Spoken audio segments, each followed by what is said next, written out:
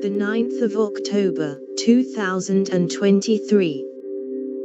Vermont utility plans to end outages by giving customers batteries. Green Mountain Power is asking state regulators to let it buy batteries it will install at customers' homes, saying doing so will be cheaper than putting up more power lines.